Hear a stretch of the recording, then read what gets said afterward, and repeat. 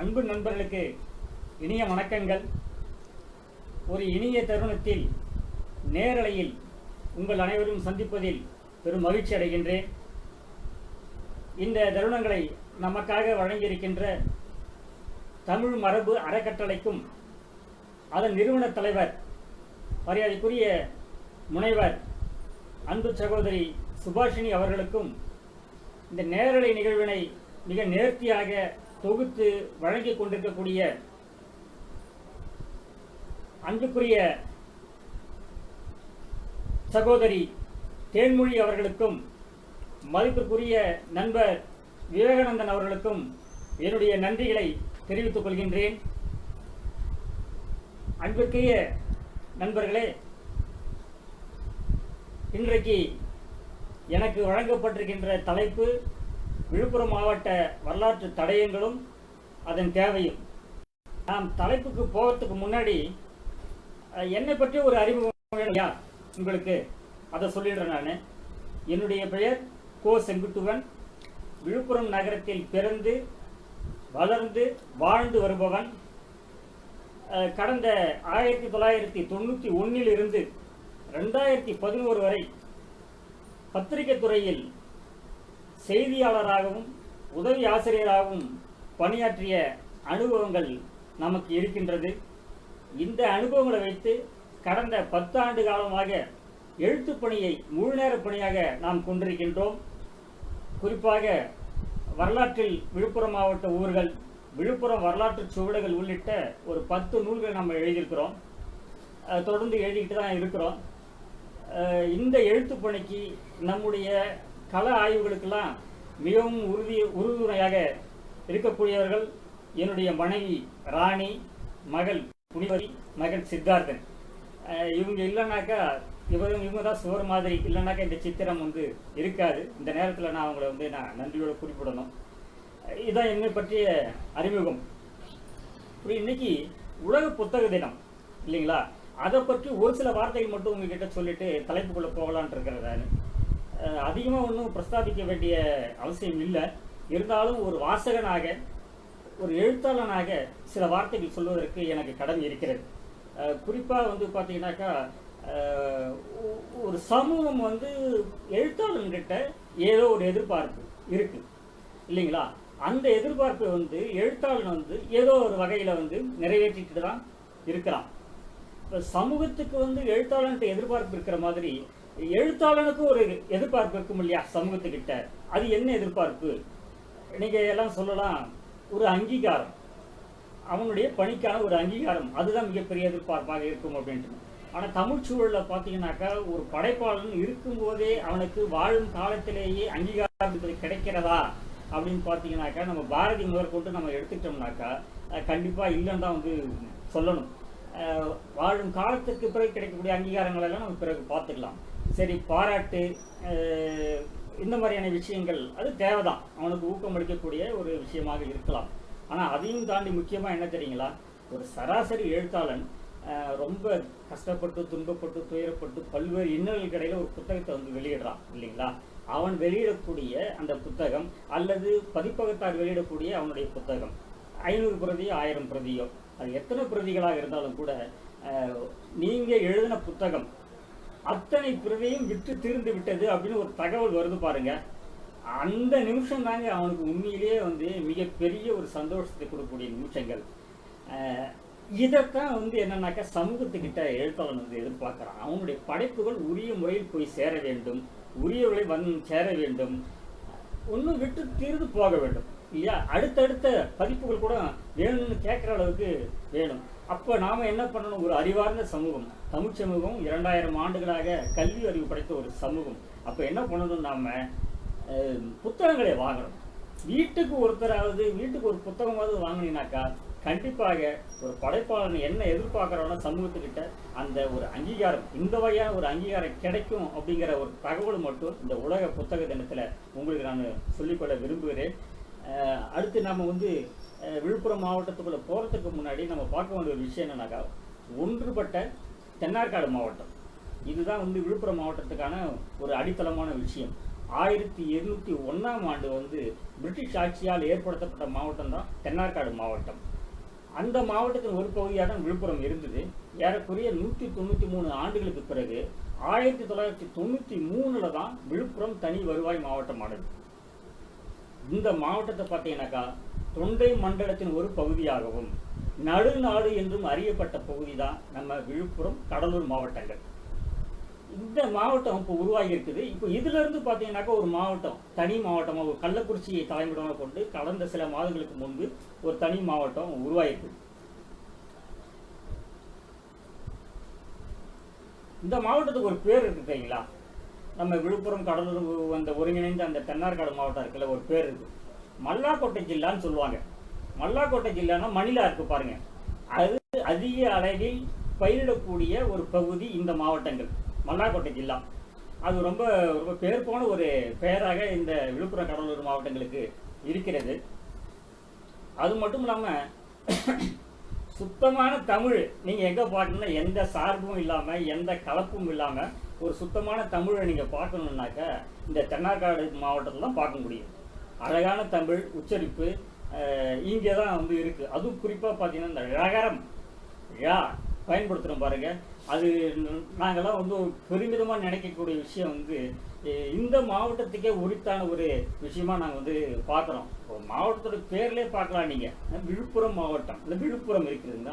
அந்த நகரத்துக்கு அந்த பெருமைக்கு தனித்த உச்சரிப்புக்கு நாங்களும் காரணமானவர்கள் அப்படிங்கிற ஒரு பெருமிதம் வந்து இந்த மண்ணை சேர்ந்தவங்களுக்கு இருக்கிறது. நண்பர்களே, இப்போ நம்ம தலைப்புக்குள்ளே போவோம்.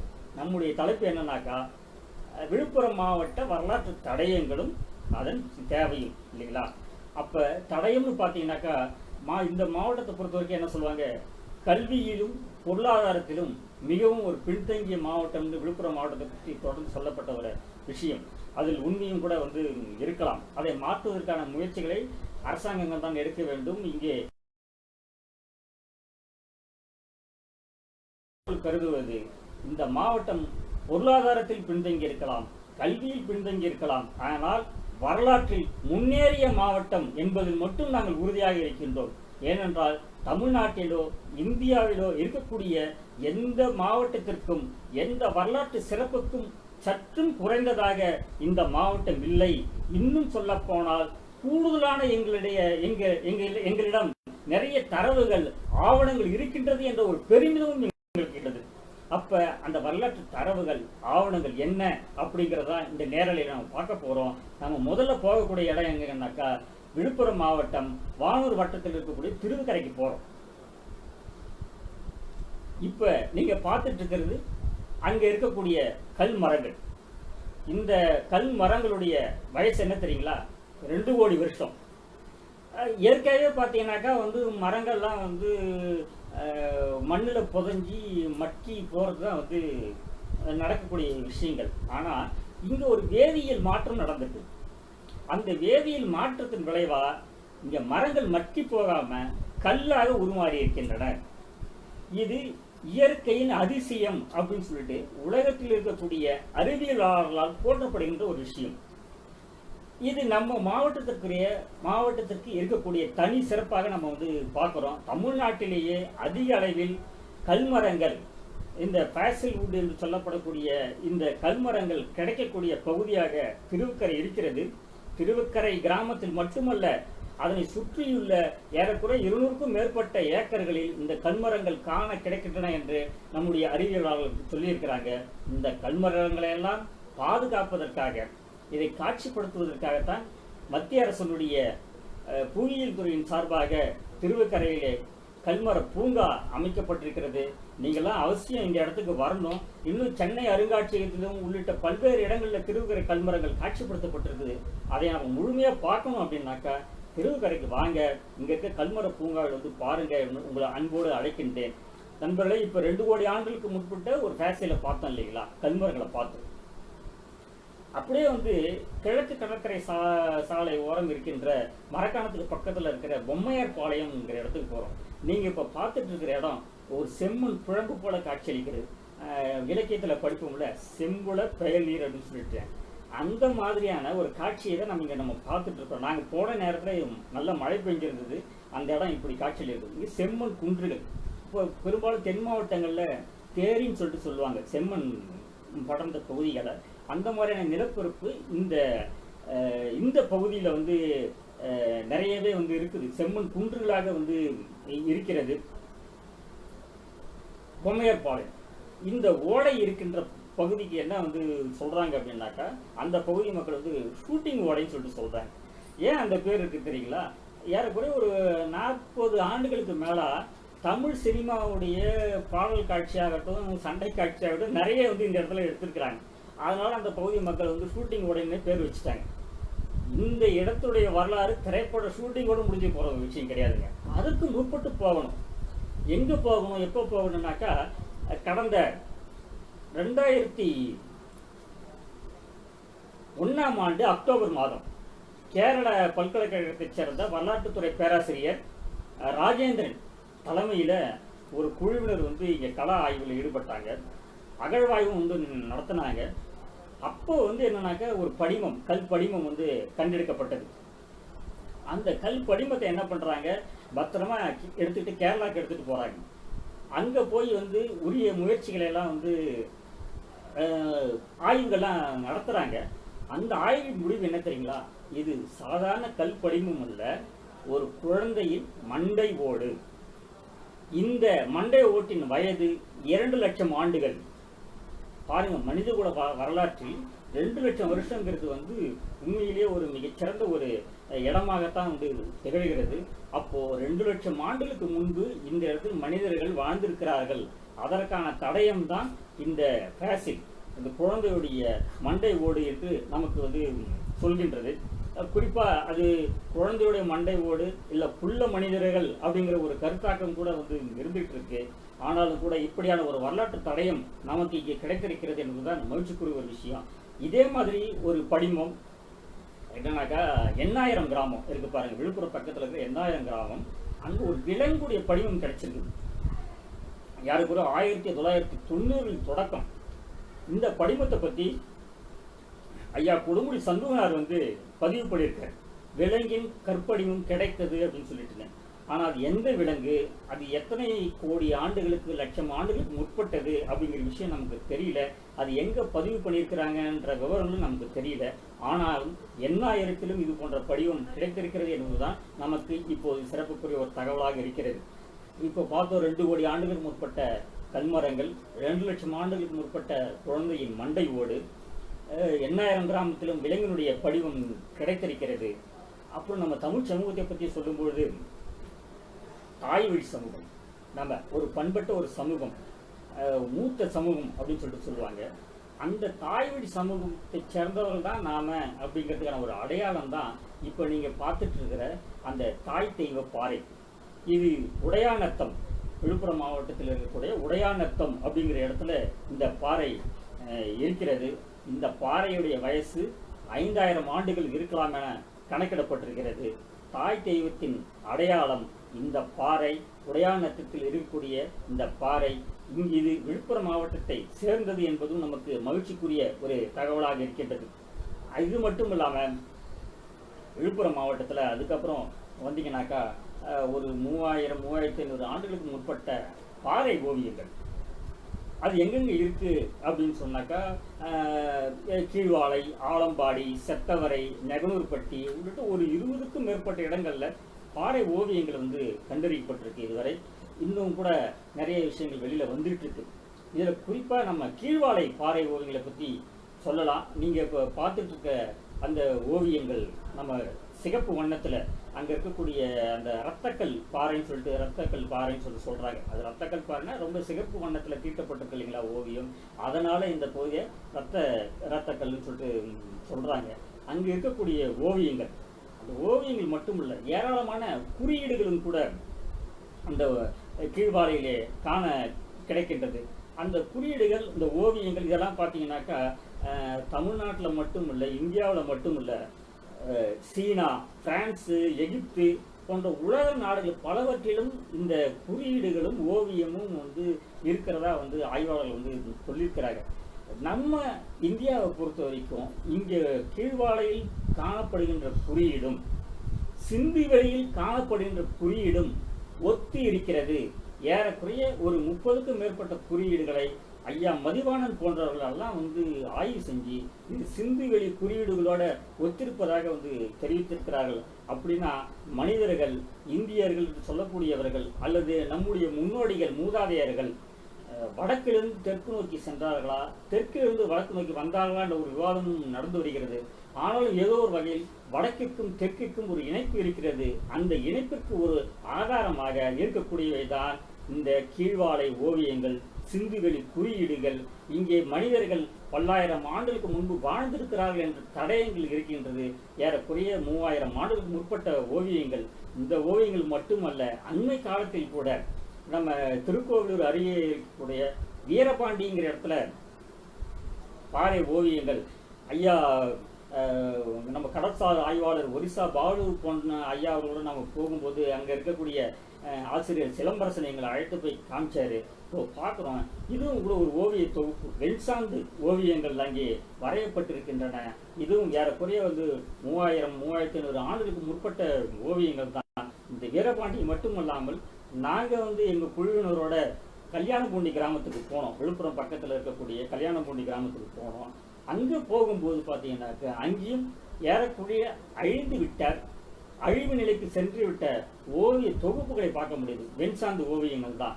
இந்த பெருங்கற்கால ஓவியங்கள் 3000 ஆண்டுகளை கடந்த ஓவியங்கள் விழுப்புரம் மாவட்டத்தில் 20க்கும் மேற்பட்ட இடங்களில் காணப்படுகின்றன என்பது நமக்கு மகிழ்ச்சிக்கும் பெருமைக்கும் உரிய ஒரு நிகழ்வாகத்தான் நம்ம பார்க்குறோம். ஒரு 2000 வருஷத்துக்கு முன்னாடி அதுக்கப்புறம் வரோம். நம்ம சங்க காலத்துக்கு சற்று பிற்பட்ட காலத்தில் பார்த்தீங்கன்னாக்கா ஓடுகளும் குறியீடுகளும் முக்கிய தரவுகளாக நம்முடைய ஆய்வாளர்களால் பார்க்கப்படுகிறது. அப்படிப்பட்ட இடங்களாக இருக்கக்கூடிய திண்டிவனம் வட்டம், சேர் கொத்தமங்கலம், அப்புறம் உளுந்தூர்பேட்டை அருகே இருக்கின்ற பரிக்கல் நத்தம், விழுப்புரம் பக்கத்தில் இருக்கின்ற எஸ் மேட்டுப்பாளையம், பூவர் சங்குப்பத்தை அடுத்துள்ள தென்பெண்ணை ஆற்றின் கரையோரம் இருக்கக்கூடிய எஸ் மேட்டுப்பாளையம், இந்த 3 இடங்கள்லையும் பார்த்தீங்கன்னாக்கா நிறைய முதுமக்கள் தாழிகள், பானை ஓடுகள் காண கிடைக்கின்றன. அதிலும் கூட பரிக்கல் நத்தத்திலும் எஸ் மேட்டு மன்னிக்கணும் சே கொத்தமங்கலத்திலும் குறியீடுகளோடு கூடிய பானை ஓடுகள் கிடைச்சிருக்குன்னு ஐயா பேராசிரியர் கா ராஜன் அவர்கள் பதிவு செஞ்சிருக்கிறாங்க. நாங்கள் அண்மையில் இந்த பகுதிக்கு எஸ் மேட்டுப்பாளையம், பூவரசங்குப்பம் பக்கத்தில் எஸ் மேட்டுப்பாளையம் போனோம். அந்த பகுதியில் பார்த்தீங்கன்னாக்கா குறியீடுகள் கூடிய 2 ஓடுகளை நாங்கள் கண்டறிஞ்சோம். இவற்றுடைய காலம் ஏறக்குறைய 2300 ஆண்டுகள் இருக்கலாம் அப்படின்னு சொல்லிட்டு ஐயா துளசிராமன், ஐயா சுப்பையா போன்ற மூத்த ஆய்வாளர்கள் தெரிவிச்சிருக்கிறாங்க. அது விழுப்புரம் அருகே இருக்கக்கூடிய எஸ் மேட்டுப்பாளையம் பகுதியிலே இந்த குறியீடு பானை ஓடு கிடைச்சி. அங்கே பார்த்தீங்கன்னா நிறைய பொருட்கள், மண்பாண்ட பொருட்கள் கிடைச்சிது. அவற்றை கூட நாங்கள் சேகரித்து வச்சுருக்கோம். இதெல்லாம் ஏறக்குறைய 2000-2500 ஆண்டுகளுக்கு முற்பட்ட தொல்லியல் தடயங்களாக இருக்கின்றன. இது மட்டும் இல்லாமல் பார்த்தீங்கன்னா ஒரு முதல் நூற்றாண்டை சேர்ந்த ரோமானிய காசு திருக்கோவிலூர் பக்கத்தில் இருக்கக்கூடிய கோட்டகம் அப்படிங்கிற இடத்துல கிடைச்சிருக்கு. நிறைய காசு கிடைச்சிருக்கு. 1ஆம் நூற்றாண்டை சேர்ந்த காசுகள் அவையெல்லாம் இப்போது சென்னை அருங்காட்சியகத்திலே வைக்கப்பட்டிருக்கின்றன. உண்மையிலே அதுவும் ஒரு வரலாற்று சிறப்பு மிகுந்த ஒரு தடயமாகத்தான் நாம் பார்க்குறோம். அதுக்கப்புறம் பார்த்தீங்கன்னாக்கா ஒரு முதல் 2 நூற்றாண்டுகள் பார்த்தீங்கன்னா முக்கியமான தமிழ் கல்வெட்டுகள், தமிழ் வளர்ச்சியை சொல்லக்கூடிய வகையிலான கல்வெட்டுகள் விழுப்புரம் மாவட்டத்திலே கண்டறியப்பட்டிருக்கின்றன. திருக்கோவிலுக்கு அருகே இருக்கிறது ஜம்பை கல்வெட்டை தான் நம்ம பார்க்குறோம். அந்த கல்வெட்டில் சத்தியபுத்திர அதிகமான நெடுமா நெஞ்சி அப்படிங்கிற ஒரு வார்த்தை வருது. அந்த சத்தியபுத்திரர் யார்? அசோகனுடைய கல்வெட்டில் இவங்க குறிப்பிடுறாரு அசோகர் சத்தியபுத்திரர் சொல்லிட்டு. அந்த சத்தியபுத்திரர் யார் அப்படிங்கிற ஒரு கேள்வி பல்லாண்டு காலமாகவே நிலச்சி நின்றுட்டு ஒரு கேள்வியாக இருந்தது. அந்த கேள்விக்கு வரலாற்றில் இதுவரை வினாவாகவே நின்ற அந்த ஒரு விஷயத்துக்கு விடையளிக்கக்கூடியதாகத்தான் ஜம்பை கல்வெட்டு இருக்குது. அப்போ இதில் குறிப்பிடுகின்ற சத்தியபுத்திரர்கள் அதிகமானவர்கள் தான் அப்படிங்கிற ஒரு விஷயம் வெளியுலகுக்கு தெரிஞ்சது. வரலாற்று ரீதியான ஒரு ஆவணமாக இருக்கக்கூடிய விஷயம் இந்த ஜம்பை கல்வெட்டு. அது மட்டும் இல்லாமல் தமிழ் வளர்ச்சி சொல்லக்கூடிய வகையில் இன்னொரு கல்வெட்டை கூட நம்ம வந்து சொல்லலாம். தொண்டூர், செஞ்சிக்கு பக்கத்தில் இருக்கிற தொண்டூர், அங்கே இருக்கிற பஞ்சனார்படி மலையில் தான் வந்து இந்த தமிழ் கல்வெட்டு இருக்கிறது. இந்த கல்வெட்டில் வந்து என்ன சொல்லியிருக்காங்கன்னாக்கா, இளங்காயுகம் ஏவ அகழ் ஊரரம் மோசு செய்த அதித்தானம் அப்படிங்கிற வாசகம் வந்து அதில் இடம்பெற்றிருக்கு. தமிழுடைய தொன்மையையும் அதன் வளர்ச்சியும் காட்டக்கூடிய வகையிலே இந்த தொண்டூர் கல்வெட்டு இருக்கிறது என்பது நமக்கு பெருமைக்குரிய ஒரு விஷயமாக இருக்கிறது. நம்ம சங்க காலத்துக்கு நம்ம போகலாம். அந்த சங்க காலத்தையும் சங்க இலக்கியத்தையும் புறநானூறு போன்றவற்றை நம்ம புரட்டும் போது மலையமான் திருமுடிக்காரி அப்படிங்கிற ஒருத்தரை பற்றி நம்ம வந்து படிக்கிறோம். அந்த மலையமான் திருமுடிக்காரியுடைய தலைநகரம் எது? விழுப்புரம் அருகே இருக்கக்கூடிய திருக்கோவிலூர் தான் அந்த தலைநகரமாக இருந்திருக்கின்றது. அதை பற்றி நிறைய பாடல்களிலே நாம் பார்க்கலாம். அது மட்டும் இல்லாமல் பாரிக்கிட்ட இருந்து அவங்க மகள்கள் எல்லாம் கூட்டு வந்தார் இல்லைங்களா கபிலர். அவர் என்ன பண்ணுறாரு, மலையம் மன்னன் கிட்ட தான் வந்து அவங்கள அடைக்கலைப்படுத்திட்டு அங்கே கணல் புகுந்தார் அப்படிங்கிற ஒரு தகவல் வந்து திருக்கோவிலூர் வீரட்டானேஸ்வரர் கோயில் இருக்கிற கல்வெட்டில் அது ஒரு பாடல் கல்வெட்டு அதில் பொறிக்கப்பட்டிருக்கு. நாம் இப்போ பார்க்கக்கூடிய இந்த கபிலர் குன்று தென்பெண்ணை ஆற்றில், திருக்கோவிலூரில் இருக்கக்கூடிய தென்பெண்ணை ஆற்றின் மையப்பகுதியில் அமைஞ்சிருக்கு. இந்த குன்றில் தான் கபிலர் கணல் புகுந்தார். அப்போ சங்க காலத்தில் ஒரு சிறப்பான ஒரு இடத்தை நம்முடைய மாவட்டம் பெற்றிருக்கிறது என்பதற்கான ஓர் எடுத்துக்காட்டுகள் ஒன்றாகத்தான் இந்த கபிலர் குன்று இருக்கிறது. அப்புறம் மரக்காணம், அது பார்த்தீங்கன்னாக்கா சங்க இலக்கியங்களில் இடம்பெற்ற ஒரு ஊர் தான் அது. எயிர்பட்டினம்ங்கிற பேரால் வந்து சொல்கிறாங்க. நம்ம அந்த வெரி ப்ளூ ஆஃப் எரித்ரீன் சி, செங்கடல் பயண கையேடு, அந்த நூலில் கூட சோபட்மா அப்படின்னு ஒரு நகரம் குறிப்பிடப்படுது. அந்த சோபட்மா எதுனாக்கா மரக்காணம் அப்படிங்கிற தகவலை நம்முடைய ஆய்வாளர்கள் வந்து சொல்கிறாங்க. அந்த வகையில் மரக்காணமும் வந்து முக்கிய இடத்தை பெறுகிறது. அதுக்கப்புறம் பார்த்தீங்கன்னாக்கா சங்க காலத்துக்கு கொஞ்சம் பிற்பட்ட காலத்தை சேர்ந்தவன் தான் யாருன்னு பார்த்தீங்கன்னாக்கா உங்களுக்கு ஒய்மான் நல்லியக்கோடன். அந்த நல்லியக்கோடனுடைய தலைநகரம் வந்து ஒய்மா நாடு, அவனுடைய நாடு ஒய்மா நாடு. அவனுடைய தலைநகரம் எதுன்னு பார்த்தீங்கன்னா கிடங்கில். கிடங்கில் எங்கே இருக்குது?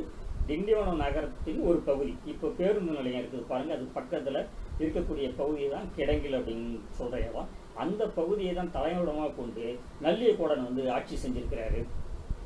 அங்கு கோட்டை கொத்தளங்கள் இருந்ததுக்கான தகவலாம் கூட வந்து ஏற்கனவே தரவுகள் கிடைச்சிருக்குது. இப்போ நம்ம பார்க்குறது வந்து என்னன்னாக்கா, அந்த கிடங்கில் பகுதியில் இருக்கக்கூடிய கோட்டை அன்பநாயக ஈஸ்வரர் கோவில். அந்த கோயில் பேர்லேயே கோட்டைன்னு வருது பாருங்க. அந்த கோயில் இருக்கக்கூடிய கிடங்கில் பகுதியில் இருக்கக்கூடிய அந்த சிவாலயத்தை தான் இப்போது நாம் பார்த்து கொண்டிருக்கோம்.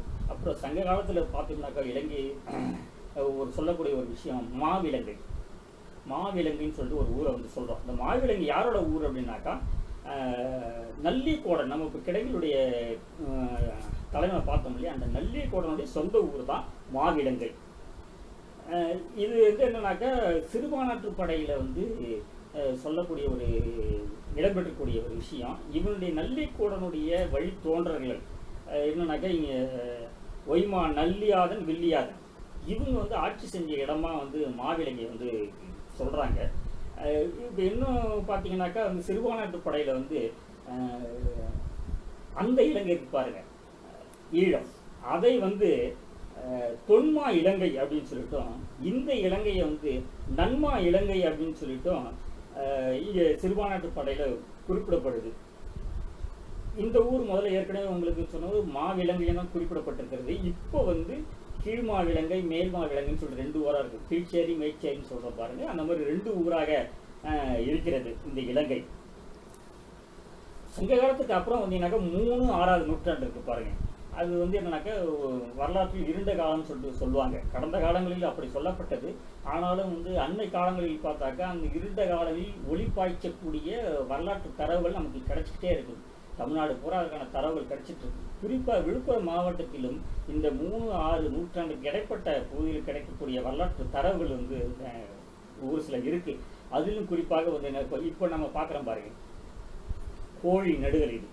இது விழுப்புரம் பக்கத்தில் இருக்கிற அரசலாபுரம் என்ற கிராமத்தில் நம்முடைய ஆய்வாளர் ஐயா வீரகாரன் அவர்களால் வந்து கண்டறியப்பட்ட ஒரு நடுகள். இது வந்து இதனுடைய காலம் 3வது நூற்றாண்டு, 3வது நூற்றாண்டு. இது என்னன்னாக்கா வந்து 2 ஊர்களுக்கு நடந்த கோழி சண்டையில் மேற்சேரிங்கிற ஊரை சேர்ந்த கோழி இறந்து போச்சு. அந்த கோழியுடைய நினைவாக தான் வந்து இந்த நடுகள் வந்து எடுத்திருக்கிறாங்க. இது வந்து நம்ம முன்னாடி சொன்னோம் 3வது நூற்றாண்டு சேர்ந்தது. இந்த கோழி நடுகள் இப்போ விழுப்புரத்தில் இருக்கக்கூடிய பொதுப்பணித்துறை வளாகத்தில் இருக்கக்கூடிய பகுதியில் அருங்காட்சியகத்தில் இந்த கல்லை வந்து நடுகள் வந்து வச்சிருக்கிறாங்க.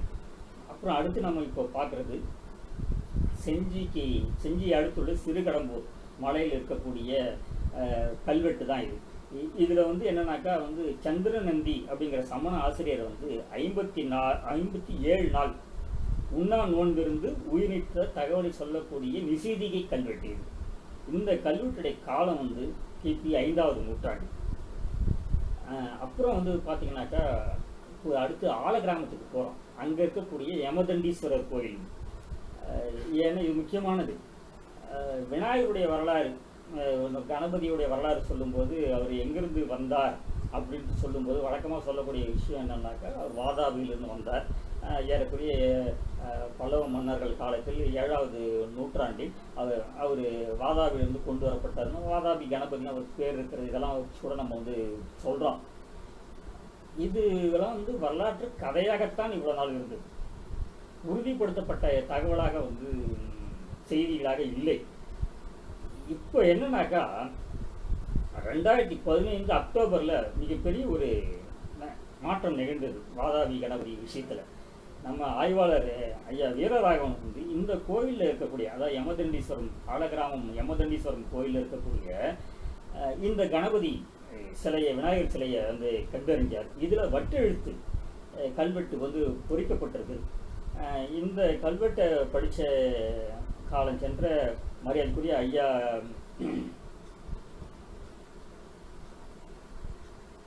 ஐராவதம் ஐயா போன்றவர்கள்லாம் வந்து என்ன சொன்னாங்கன்னாக்கா இதனுடைய காலம் வந்து 5வது நூற்றாண்டு, கிபி 5ஆம் நூற்றாண்டு.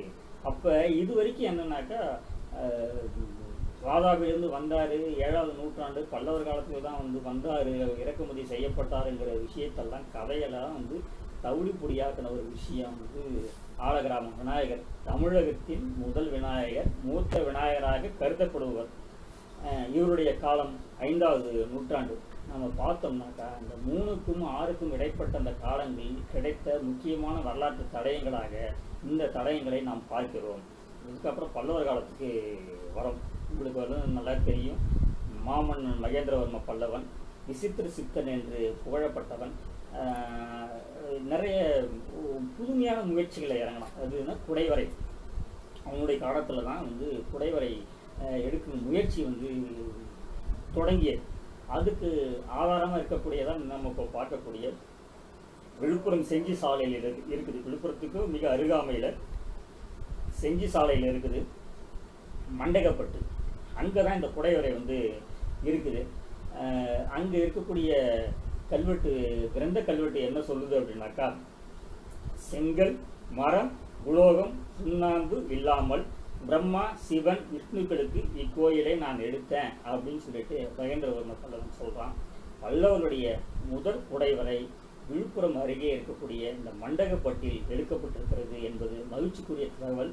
மண்டகப்பட்டுக்கு பக்கத்திலேயே இன்னொரு ஊருக்கு தலவானூர்னு சொல்லிட்டு அங்கேயும் கூட இந்த மாமன்னனால் எடுக்கப்பட்ட ஒரு சிவாலயம், குடைவரை கோவில் இருக்கிறது. அதைத்தான் நம்ம இப்போ வந்து பார்க்குறோம். தலவானூரில் இருக்கக்கூடிய குடைவரை தான் இப்போ பார்க்குறோம்.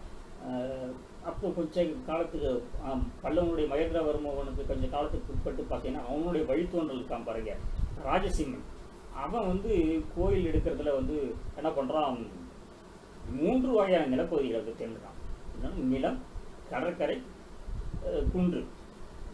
நிலப்பகுதியில் எடுக்கப்பட்ட கோயில் தான் காஞ்சிபுரம் கைலாசநாதர் கோயில்.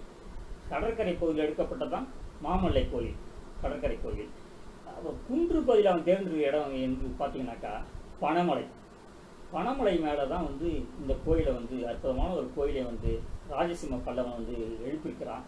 நிறைய கல்வெட்டுகள்லாம் வந்து இருக்கக்கூடிய கோயில்.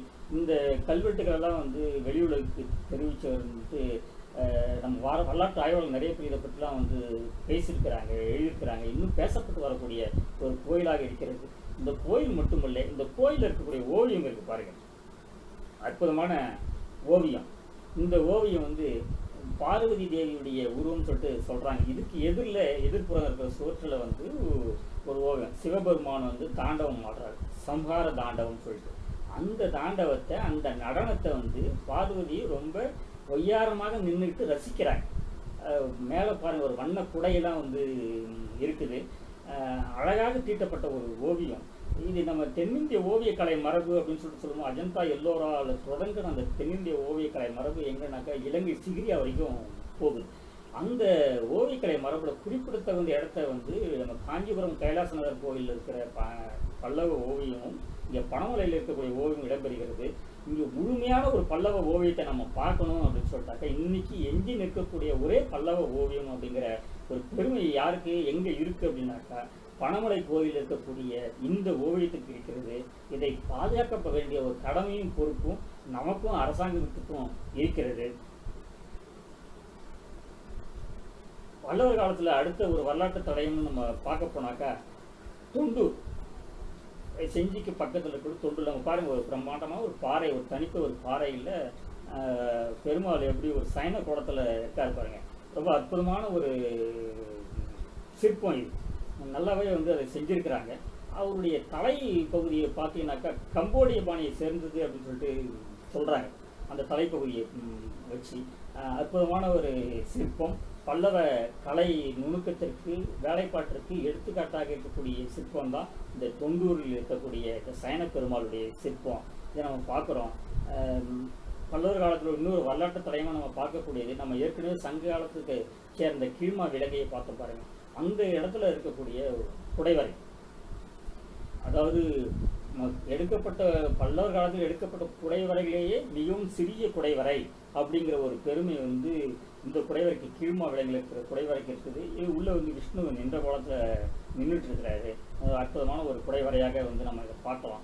இது மட்டும் இல்லாமல் இந்த குடைவரை பெரிய கோயில்கள் மட்டும் இல்லாமல் ஆங்காங்கே வந்து தனித்த சின்னங்கள் நிறைய வந்து நம்ம விழுப்புரம் மாவட்டம் முழுக்க வரலாற்று சின்னங்கள், சிற்பங்கள் வந்து பார்க்குறோம். குறிப்பாக அதுலேயும் பார்த்திங்கனாக்கா நம்ம இங்கே பார்க்கக்கூடிய ஐயனார் சிற்பம், வி சாலை அப்படிங்கிற ஒரு கிராமத்தில் இருக்கக்கூடிய சிற்பம் அண்மையில் நாம் இதை பார்த்தோம். அதுக்கப்புறம் பார்த்திங்கனாக்கா வந்து முருகன், பல்லவர் கால முருகனை வந்து எங்கே பார்க்குறோம்னாக்கா வி சாத்துன்னு ஒரு கிராமத்தில் பார்க்குறோம் இந்த சிற்பத்தை. அப்புறம் கொற்றவை வழிபாடு ரொம்ப தொன்மையான வழிபாடு, தொடர்ந்துட்டு இருக்கிற ஒரு வழிபாடு. இது ஆசூருங்கிற கிராமத்தில் நாம் பார்த்தோம். அழகான பாருங்கள், அழகான சிற்பம். மானோட பின்னணியில் மான் இருக்குது, மானோடு காட்டப்பட்டுக்கிட்ட ஒரு சிற்பம். பல்லவர் கால சிற்பக்கலைக்கு ஒரு எடுத்துக்காட்டாக இருக்கக்கூடிய கொற்றவை சிற்பம்.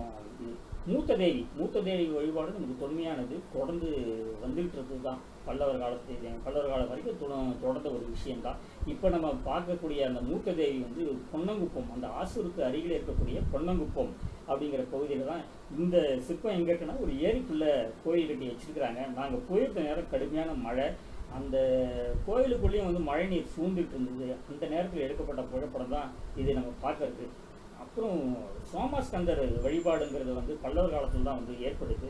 பல்வேறு இடங்களில் ஓவியமாகவும் சிற்பமாகவும் பார்க்குறோம். நீங்கள் பார்க்கக்கூடிய இந்த சோமாஸ்கந்தர் குழும சிற்பம் விழுப்புரம் பக்கத்தில் இருக்கிற நன்னாடுங்கிற கிராமத்தில், இது மண்ணுக்குள்ளே வந்து 3/4 வருஷம் புதைந்த நிலையில் இருந்தது. நாம் வந்து தொடர்ச்சியான எடுத்த முயற்சி, அந்த பகுதி மக்கள் வந்து ஏற்றுக்கிட்டு அவங்களும் வந்து இது நமக்கு கொடுத்த ஒத்துழைப்பினால அண்மையில் ஓரிரு மாதங்களுக்கு முன்னாடி தான் சிற்பம் வெளிப்பட்டது. சோமாஸ்கந்தர் குழுமம், பல்லவர் காலத்தைச் சேர்ந்த இந்த குழுமம் ஒரு அற்புதமான ஒரு சிற்பமாக பார்க்கப்படுகிறது. ஒரு நடுகள் வழிபாடு தொடர்ந்து நம்மகிட்ட வந்துகிட்டு இருக்கிற ஒரு விஷயம். பல்லவர் காலத்திலும் சோழர் காலத்திலும் கூட நடுகள் இருந்ததாக நம்ம வந்து படிச்சுட்டு இருக்கிறோம். இப்போ நீங்கள் பார்க்குற இந்த நடுகள் தென்பேர் என்ற கிராமத்தில் இருக்கக்கூடிய நடுகள் பல்லவர் காலத்தை சேர்ந்தது. அற்புதமான ஒரு வேலைப்பாடு கூடிய ஒரு நடுகளை தான் நம்ம பார்த்துட்டு இருக்கிறோம். பல்லவர் காலத்தை தொடர்ந்து இப்போ நம்ம சோழர் காலத்துக்குள்ள போகிறோம். சோழருடைய சுவடுகள் விழுப்புரம் மாவட்டம் முழுக்க பரவி இருக்கு. இன்னும் குறிப்பாக சொல்ல பார்த்தீங்கன்னாக்கா உங்களுக்கு ராஜராஜனுடைய தாய் வானவன் மாதேவி இருக்காங்கல்ல, வானவன் மாதேவி, அவங்க அவங்க சொந்த ஊர் எது தெரியுங்களா உங்களுக்கு? திருக்கோவிலூர். அங்கே இருக்கக்கூடிய இருந்த மலைய மன்னனுடைய மகள் தான் வானவன் மாதேவி. அவங்களுக்கு பிறந்தவங்க தான் ராஜராஜன். அவன் பிறந்தது கூட திருக்கோவிலூரில், தவழ்ந்தது விளையாடியதெல்லாம் திருக்கோவிலூர் கூட வந்து சொல்லுவாங்க. அந்த அளவுக்கு விழுப்புரம் மாவட்டத்திற்கும் திருக்கோவிலூருக்குமான சோழர்களுக்குமான ஒரு தொடர்பு நெருக்கமான ஒரு தொடர்பாக இருக்கிறது.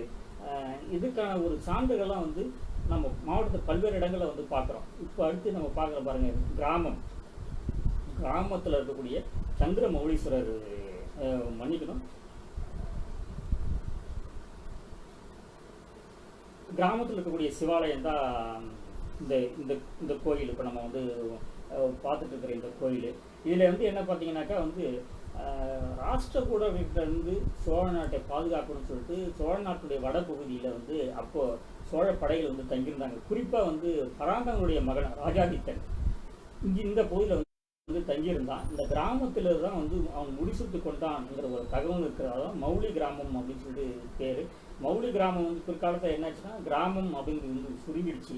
இப்போ வந்து என்னன்னாக்கா மக்கள் வந்து எங்களுக்கு பதிகத்தெல்லாம் பாடப்பட்டவர் திருமுடிச்சுரம்ங்கிற பேர் தான் எங்களுக்கு வந்து பொருத்தமானது அப்படின்னு சொல்லிட்டு கிராமத்துக்கு வந்து திருமுடிச்சுரம்ங்கிற பேர் தான் வழங்கப்பட்டு வருகிறது. இங்கே வந்து நம்ம சொன்னோம் இல்லைங்களா, அந்த சோழப்படையில் வந்து தங்கியிருக்கும் போது, அதாவது தக்கோலம் போர் முடிகிற வரைக்கும் சோழப்படையில் வந்து இங்கே தங்கியிருந்தாங்க. அந்த படை தளபதியாக இருந்த வெள்ளங்குமரன் தலைமையிலான படைகள் தான் இங்கே தங்கியிருந்ததா கல்வெட்டுகளான தகவல் சொல்லுது.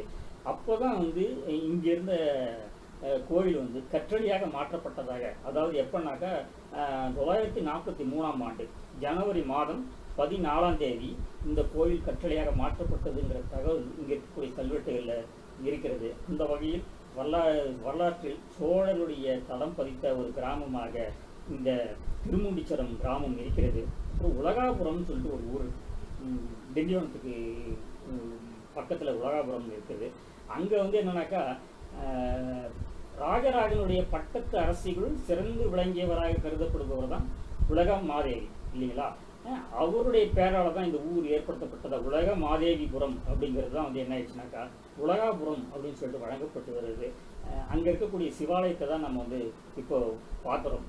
திருவக்கரை எல்லாருக்கும் அறிமுகமான ஒரு பகுதி தான். அங்கே வந்து இருக்கக்கூடிய சிவாலயமும் அங்கே இருக்கக்கூடிய வக்கரகாளியும் கூட வந்து நமக்கு அனைவருக்கும் அறிமுகமான ஒரு விஷயம். இந்த திருவக்கரை கோயிலை வந்து சந்திரமௌலீஸ்வரர் கோயிலை கண்டராதித்தருடைய மனைவி செம்பியன் மாதேவி தான் கற்றளியாக மாற்றினாங்க அப்படிங்கிற ஒரு தகவல் கல்வெட்டுகளில் பொறிக்கப்பட்டிருக்கு. அந்த வகையில் திருவக்கரையின் ஒரு வரலாற்று சிறப்பு வாய்ந்த ஒரு பகுதியாகத்தான் இருக்கிறது. அப்புறம் தாதாபுரம், செஞ்சிக்கு பக்கத்தில் இருக்கக்கூடிய வெள்ளிமேடுப்பேட்டை அருகில் இருக்கக்கூடிய ஒரு ஊர் தாதாபுரம். அது என்னன்னாக்கா ராஜராஜனுடைய பேரில் வந்து ராஜராஜபுரம்னு சொல்லிட்டு தான் வழங்கப்பட்டிருக்கிறது.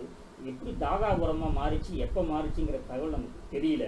ஆனால் கூட இதை ராஜராஜனுடைய சகோதரி இருக்காங்க குந்தவி பிராட்டியார், இவங்க வந்து என்ன பண்ணியிருக்காங்க, இந்த தாதாபுரத்தில் வந்து குந்தவை ஜினாலயம், அப்புறம் கரிய ரவிகுல மாணிக்க ஈஸ்வரர், கரிவரத பெருமாள் ஆலயம்னு சொல்லிட்டு, அதாவது சமண ஜெயினாலயம், வைணவாலயம், சிவாலயம் 3 கோயில்களை குந்தவி பிராட்டையர் வந்து எடுத்திருக்கிறாங்க.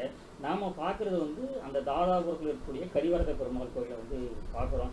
சோழருடைய கட்டடக்கலைக்கு ஒரு சிறந்த ஒரு எடுத்துக்காட்டாக இந்த கோயில் விளங்கியிருக்குது. இப்போ குந்தவி பிராட்டையரை பற்றி பேசும்போது இன்னொரு தகவல் வந்து என்னன்னாக்கா, நம்ம உளுந்தூர்பேட்டை பக்கத்தில் திருநெருங்குன்றம் இருக்கு இல்லைங்களா, அங்கே இருக்கக்கூடிய சமண கோயிலுக்கு பக்கத்தில் பெரிய ஒரு ஏரி இருக்கிறது. அந்த ஏரிக்கு வழங்கப்படுகிற பேர் வந்து குந்தவி பேரேரி. இந்த அம்மையார் பெயரால் அந்த ஏரி வழங்கப்படுகிறது என்பது நமக்கு ஒரு மகிழ்ச்சிக்குரிய ஒரு தகவல். அப்புறம் இன்னொரு வரலாற்று தடத்தையும் நம்ம பார்க்கணும்னாக்கா, எசாலம், விழுப்புரத்துக்கு பக்கத்தில் இருக்கக்கூடிய மிகவும் அருகாமையில் இருக்கக்கூடிய எசாலம், அங்கே இருக்கக்கூடிய நம்ம ராமநாத ஈஸ்வரர் கோயிலை தான் நம்ம வந்து இப்போ பார்த்துட்டு இருக்கிறோம். இது வந்து கட்டினவர் யாருன்னு பார்த்தீங்கன்னாக்கா, ராஜேந்திர சோழனுடைய குருவாக இருந்தவர் சர்வசிவ பண்டிதர். இவரால் கட்டப்பட்டது தான் இந்த கோயில். இப்போ நம்ம பார்த்துட்டு இருக்கிற கோயில் எசாலத்தில் இருக்கக்கூடியது. இந்த கோயிலில் ஒரு மிகப்பெரிய ஒரு செப்பேடு வந்து கண்டுபிடிக்கப்பட்டது. அது உண்மையிலே வந்து சோழருடைய வரலாற்றுக்கு முக்கியமான ஒரு ஆவணமாக வந்து அந்த செப்பேடு. இந்த கோயிலுடைய பாருங்கள், மேற்பகுதியில் வீணாதர தட்சிணாமூர்த்தி எவ்வளோ அற்புதமாக வந்து காட்சி தராருன்னு பாருங்கள். அற்புதமான ஒரு கலை சின்னமாக வடிவமாக நம்ம ராமநாத ஈஸ்வரர் கோயிலை பார்க்குறோம். எசாலத்தில் இருக்கக்கூடிய கோயிலை வந்து நம்ம பார்க்குறோம்.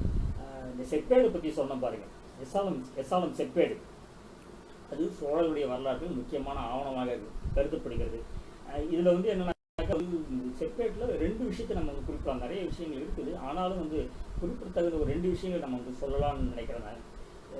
இங்கே என்னன்னாக்கா, கங்கை கொண்ட சோழபுரத்தில் மிகப்பெரிய ஒரு அந்த கங்கை கொண்ட சோழபுரம் நகரத்தையும் நிர்மாணித்து ஒரு மிகப்பெரிய கோயிலையும் வந்து உங்களுக்கு ராஜேந்திர சோழன் வந்து எடுத்துட்டு இருக்கிறார். அந்த தகவல் எங்கே இருக்குதுன்னாக்கா, அந்த ஆவணம் எங்கே இருக்குதுன்னு பார்த்தீங்கன்னா வேறு எங்கேயுமே கிடையாது. தமிழ்நாட்டிலேயோ கங்கை கொண்ட சோழபுரத்தில் கூட கிடையாது. இந்த எஸ்ஆர்எம் செப்பேட்டில் தான் வந்து இந்த கோயிலை வந்து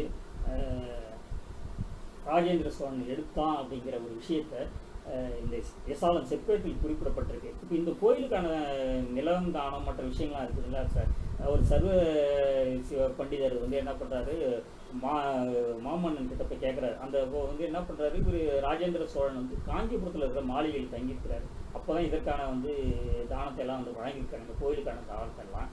அதுவும் வந்து எங்கே இருக்கும்போது அந்த தானம் வழங்கப்பட்டதுன்னா, மாமன்னர் எங்கே இருக்காருனாக்கா குளிக்கிற இடத்துல இருந்திருக்கிறாரு.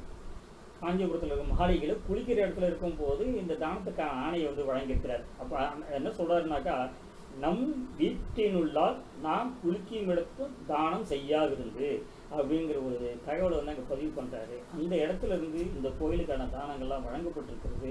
இது வந்து சர்வசிவ பண்டிதருக்கும் மாமன்னனுக்கும் இருந்த நெருக்கம், இந்த கோயில் வந்து எப்படி உருவானது என்று சொல்லக்கூடிய ஒரு தகவலாகத்தான் வந்து நம்ம வந்து பார்க்குறோம். அப்புறம் எண்ணாயிரம் கிராமத்துக்கு போகிறோம்.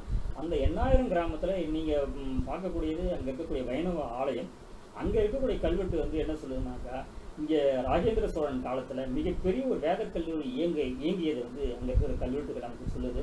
அந்த வேதக் கல்லூரியில் வந்து ஏறக்குறைய ஒரு 350 பேர்கள் வந்து வேதம் படிச்சிருக்கிறாங்க.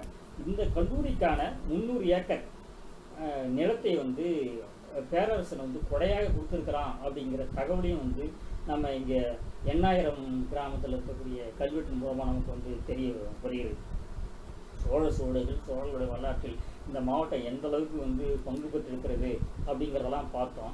சோழருடைய இறுதி காலத்தில் கூட அந்த கதையை எழுதியது கூட இந்த விழுப்புரம் மாவட்டம் மண் தான். எந்த அளவுக்கு சோழர்களுக்கு வந்து உறுதுணையாக இருந்ததோ அவங்களுடைய வீழ்ச்சிக்கும் கூட இந்த மண் துணை போயிருக்குது அப்படிங்கிற ஒரு விஷயமும் இருக்குது. ஒரு சின்ன ஒரு விஷயம், தண்ணி மட்டும் குடிச்சிட்டு வந்துடுறேன் இருங்க.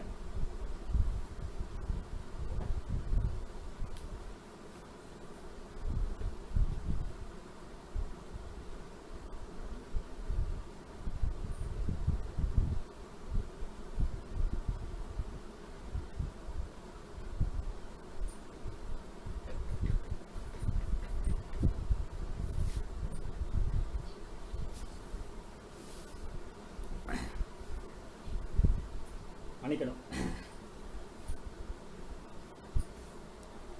மூன்றாம் ராஜராஜனுடைய காலத்துக்கு நம்ம வரோம். ஏறக்குறைய சோழராட்சியினுடைய இறுதி காலம். அப்போ ஒரு கட்டத்தில் வந்து என்ன பண்ணுறோம்,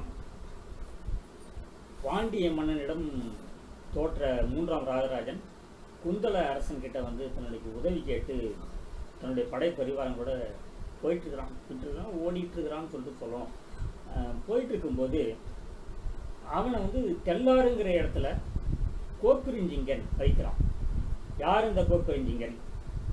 இப்போ நீங்கள் படத்தில் பார்க்குறீங்க பாருங்கள், இவங்க தான். தில்லையுடைய கிழக்கு கோபுரத்தில் இந்த சிற்பம் வந்து வெடிக்கப்பட்டிருக்கிறது. கோக்குறிஞ்சிங்கன் இந்த பெயருடைய 2 பேர்னு சொல்லிட்டு ஐயா நடனக்காசன் தந்தை மகன் அப்படின்னு சொல்லிட்டு ஐயா நடனக்காசன் சொல்லுவாங்க. இந்த கோக்குறிஞ்சிங்கன் விழுப்புரம் பக்கத்தில் இருக்கிற சேந்தமங்கலத்தை தலைமையிடமாக கொண்டு ஆட்சி நடத்தினவன். சோழர் ஆட்சிக்கு கட்டுப்பட்டு அவர்களுக்கு திரை செலுத்தக்கூடிய ஒரு அரசர்கள் ஒருவனாகத்தான், சிற்றரசர்கள் ஒருவனாகத்தான் வந்து இவன் இருந்திருக்கிறான். இவன் என்னன்னாக்கா வந்து அந்த இடத்துல தெல்லாரில் வந்து மறிக்கிறான் இல்லைங்க, தெல்லாரில் வந்து மறித்து மூன்றாம் ராஜராஜனை வந்து சிறை எடுத்து அழைச்சிட்டு வந்து சேந்தமங்கலத்தில் வந்து சிறை வச்சான் அப்படின்ற தகவல்கள்லாம் பல்வேறு இடங்களில் குறிக்கப்பட்ட கல்வெட்டு மூலமாக நமக்கு தெரிய வருது. இவன் வந்து மிகப்பெரிய ஒரு கலைநயம் மிக்கவன், அதில் ரொம்ப ஒரு தோய்ந்தவன். அதுக்கு ஆதாரமாக இருக்கக்கூடியதான் நம்ம கிழக்கு கோபுரம், தில்லையில் இருக்கக்கூடிய சிதம்பரத்தில் இருக்கக்கூடிய அந்த கிழக்கு கோபுர வாயிலில் பார்த்தீங்கன்னா கரண சிற்பங்கள் இருக்கும். அந்த கலை சிற்பங்களை பார்த்தாலே தெரியும் எந்த அளவுக்கு ஒரு கலை நுணுக்கமுடையவன் கோக்குறிஞ்சிங்கன் அப்படிங்கிறத வந்து நம்ம பார்க்கலாம். இவனுடைய கோட்டை எங்கே இருக்குன்னு சேந்தமங்கலத்தில் இருந்திருக்குது. இப்போ நம்ம பார்க்குறோம் இங்கே இருக்கக்கூடிய கோட்டை. ஆபத் சகாயேஸ்வரர் கோயில் அங்கே இருக்கிறது, சேந்தமங்கலத்தில் இருக்கிறது. கோட்டை கொத்தளமாக பயன்படுத்தப்பட்ட ஒரு இடம்தான். இப்போ வந்து 3ஆம் ராஜராஜன் வந்து இங்கே சிறை வச்சான் அப்படின்னு சொல்லிட்டு சொல்கிறோம் இல்லைங்களா. அப்போது அவங்கள வந்து கொண்டு வரும்போது, தெல்லாரிலிருந்து அவங்கள கொண்டு வரும்போது செஞ்சிக்கு பக்கத்தில் அன்னமங்கலம்னு சொல்லி ஒரு இடம் இருக்குது. அந்த குன்றில் வந்து என்னன்னாக்கா அங்கே கொஞ்ச நாள் அவங்கள தங்க வச்சிருக்கலாம் அப்படின்னு சொல்லிட்டு சொல்கிறாங்க. இப்போ நீங்கள் பார்க்குறீங்க பாருங்கள், இந்த சிற்பம் வந்து அன்னமங்கலத்தில் இருக்கக்கூடிய குன்றில் இருக்கக்கூடிய சிற்பம். இது என்னன்னாக்கா ஒரு சிங்கம் ஒரு யானையை கவ்வுது. இங்கே சிங்கமாக இருக்கக்கூடியவன் கோப்பெருஞ்சிங்கன், யானை வந்து சோழ பேரரசன் அப்படின்னு உருவகப்படுத்திருக்கிறாங்க. இந்த சிங்கத்துடைய புருவத்தில் கல்வெட்டு பொறிக்கப்பட்டிருக்கிறது. அது என்ன சொல்லுதுனாக்கா, சொக்க பல்லவன் வாய் சொல்லும் வன்னிய மணாளன் அப்படிங்கிற தகவலை இந்த கல்வெட்டு சொல்லுது. வரலாற்றில் வந்து கோப்பெருஞ்சிங்கன் பெரிதாக பேசப்படுபவன், 3ஆம் ராஜராஜன் சிறைப்படுத்திய சம்பவங்கள் நிகழ்வுகள் கூட பெரிதாக பேசப்படுவது. அதே போல் இந்த அன்னமங்கலத்தில் இருக்க குன்றும் இங்கே இருக்கக்கூடிய சிற்பங்களும் கூட வரலாற்றில் பெரிதும் பேசப்பட வேண்டிய ஒரு விஷயம். இவனுடைய முரட்டுத்தனமான, கோப்பெருஞ்சிங்கனுடைய முரட்டுத்தனமான ஒரு படம் தான் சோழ பேரரசை வந்து அடியோடு சாய வைத்தது, அதற்கு காரணமாக இருந்ததுன்னு சொல்லிட்டு வரலாற்று ஆய்வாளர் நீலகண்ட சாஸ்திரி போன்றவர்கள் வந்து குறிப்பிட்டிருப்பார்கள். அந்த வகையில் சோழ பேரரசுடைய இறுதி காலமும் வந்து இந்த மண்ணோடு, விழுப்புரம் மாவட்ட மண்ணோடு தொடர்புடைய ஒரு விஷயமாக வந்து இருக்கிறது. அப்போ இருந்த மன்னர்களில், குறுநில மன்னர்களில், சிற்றரசர்கள், சம்புவராயர்கள் வந்து முக்கியமானவங்க. இவங்க காடவராயர்கள், கோப்பெருஞ்சிங்கன் வந்து காடவராயர்கள், சம்புவராயர்கள் வந்து முக்கியமானவங்க. இவங்க முன்னூரை, இங்கே திண்டிவனம் பக்கத்தில் இருக்கக்கூடிய முன்னூறுங்கிற கிராமத்தை தான் வந்து தலைமுடமாக கொண்டு ஆட்சி நடத்தியிருக்கிறாங்க. சில காலம் ஆட்சி நடத்தியிருக்கிறாங்க. நாம் இப்போ பார்க்கக்கூடிய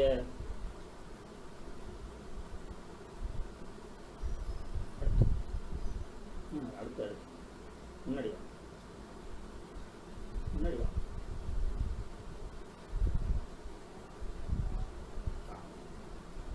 அவங்க சம்பூராயர்கள் குறித்த கல்வெட்டுகள் வந்து விழுப்புரம் மாவட்டத்தில் பல்வேறு இடங்கள் வந்து இருக்குது. அவங்க ஆட்சி குறிப்பாக திருவக்கரை கோயிலில் நிறைய திருப்பணிகள் செஞ்சுருக்கிறாங்க.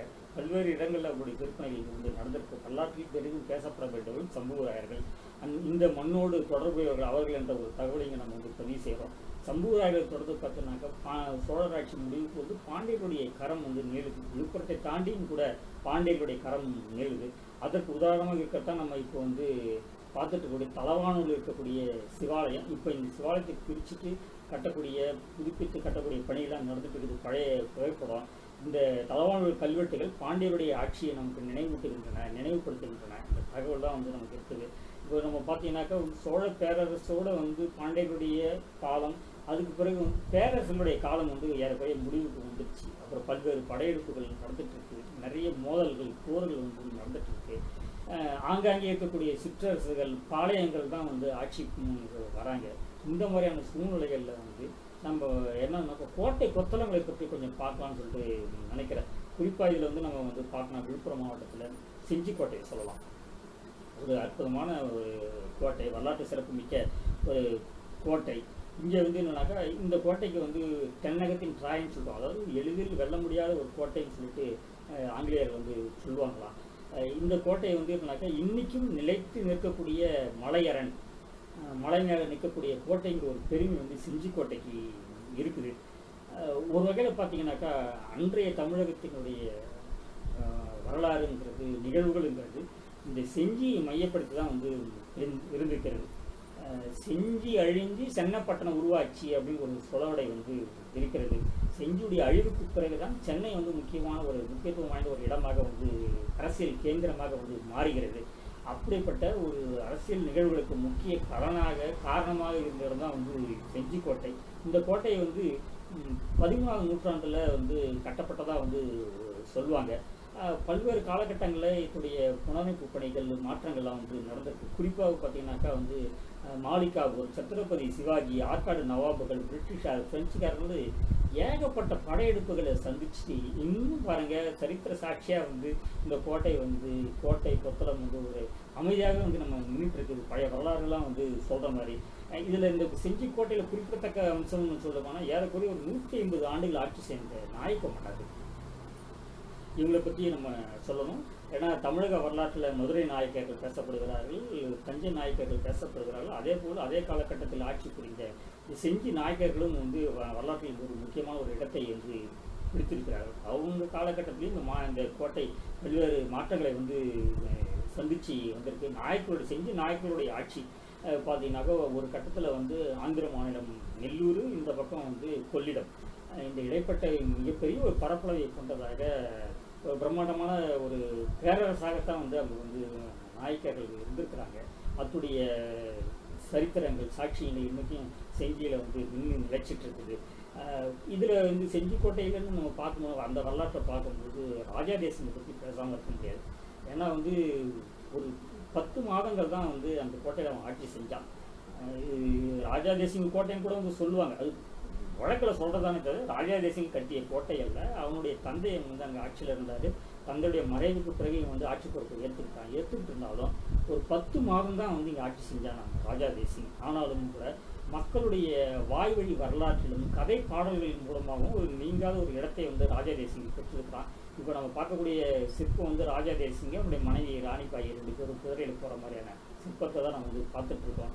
அந்த ராஜா தேசிங்க இறுதி காலம் வந்து ஆற்காடு நவாபுடன் ஏற்பட்ட போரில் அவன் செஞ்சிக்கு பக்கத்தில் இருக்கக்கூடிய சங்கராபரணி ஆற்றங்கரையை ஒட்டி இருக்கக்கூடிய கடலிங்கிற இடத்துல தான் வந்து அவன் வந்து மரணம் அடைகிறான். அவன் கூடவே அவனுடைய தளபதியாக இருந்த வழுதாவூரை சேர்ந்த மஹமத் கானும் வந்து மரணம் அடைகிறாங்க. இப்போ அந்த கடலி கிராமத்தில் ராஜா தேசிங்கிற்கான நினைவு சின்னம் அந்த பொந்தில் சமூகத்தினரால் ஏற்படுத்தப்பட்டிருக்கு. அதை தான் நம்ம வந்து பார்க்குறோம். அதே போல் வந்து அந்த பகுதியில் வந்து மஹமத் கானுக்கும் வந்து ஒரு நினைவு சின்னம் இஸ்லாமியர்கள் ஏற்படுத்திக்கிறாங்க. அதை தான் இப்போ நம்ம வந்து பார்க்குறோம். செஞ்சிக்கோட்டையை பற்றி பேசும்போது நம்ம வழுதாவூர் கோட்டையும் பேசாமல் இருக்க முடியாது. ஏன்னா வழுதாவூர் கோட்டையும் இந்திய வரலாற்றில் இப்போ நீங்கள் இது பார்க்கக்கூடிய இது வந்து சாதத்துல்லா கான் மசூதி. ராஜா தேசிங்கு மரணம் அடைஞ்சார்னு சொன்னாங்க. அவரை வீழ்த்தியது, அவரை வெற்றி கொண்டதின் நினைவாக ஆற்காடு நவாப் சாதத்துல்லா கான் வந்து ஒரு மசூதியை வந்து கட்டியிருக்கிறாரு. அது செஞ்சிக்கோட்டை வளாகத்தில் இருக்கிறது. சாதத்துல்லா கான் மசூதியை தான் நம்ம வந்து பார்த்துட்ருக்குறோம் பார்க்குறது. அதே மாதிரி வழுதாவூர் கோட்டை சொன்னதுங்களா, அந்த வழுதாவூர் கோட்டையும் வந்து வரலாற்றில் ஒரு நீங்காத ஒரு இடம் பிடிச்சிருக்கு. பிரெஞ்சு ஆளுநராக இருந்த டியூப்ரே வந்து என்ன பண்ணுறாரு, ஒரு தடவை சென்னைக்கு ஆற்காடு அரசருக்கு வந்து ஒரு கடிதம் எழுதுறாரு. அந்த கடிதத்தில் என்ன சொல்கிறாருனாக்கா, சென்னையை நீங்கள் விட்டுடுங்க, அப்படி விட்டுட்டீங்கனாக்கா நாங்கள் வந்து வழுதாவூரை கொடுத்துட்டு தயாராக இருக்கிறோம். இப்போ எந்தளவுக்கு சென்னையும் வழுதாவூரையும் வந்து ஒன்றாக நினைக்கக்கூடிய நிலையில் வந்து பிரெஞ்சு அரசாங்கம் இருந்திருக்கு. ஒரு முக்கியத்துவம் வாய்ந்த ஒரு களம்னா இது ஒன்றும் பெரிய பிரச்சனை இல்லைங்க. அது பெரிய கோட்டை கொத்தளங்கள் இருந்திருக்குது, அங்கே படையணைகள்லாம் இருந்திருக்குது.